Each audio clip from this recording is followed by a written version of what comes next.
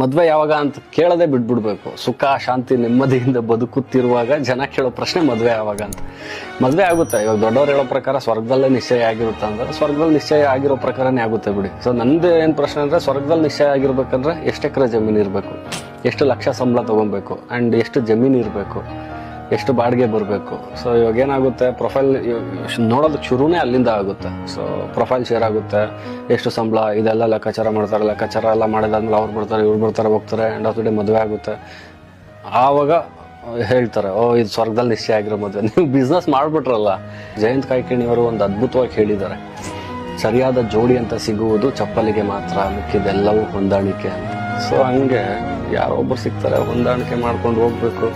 ಹಂಗೇನೋ ಒಂದಾಗುತ್ತೆ. And ಇವಾಗ ಎಲ್ರಿಗೂ ಮದುವೆ ಅಂತಾರಲ್ವಾ, ಮದುವೆ ಆಗಿ ಸರಿ ಬರದೆ ಸತ್ತಿರೋರ ಸಂಖ್ಯೆ ಲಕ್ಷಾಂತರ ಇದೆ. ಮದುವೆ ಆಗಿಲ್ಲ ಅಂತ ಯಾರು ಸತ್ತಿಲ್ಲ. ಸತ್ತಿದ್ರು ಒಬ್ರು ಇಬ್ರು 5 10 ಕಡಿಮೆ. ಸೊ ಆಗ್ತೀನಿ, ಆದ್ರೆ ಸಾಧ್ಯವಾದ್ರೆ ಹೇಳ್ತೀನಿ, ಇಲ್ಲ ಅಂದ್ರೆ ಹೇಳಲ್ಲ. ನನಗೆ ಗ್ರ್ಯಾಂಡ್ ಮದುವೆ ಬಗ್ಗೆ ನಂಬಿಕೆ ಇಲ್ಲ.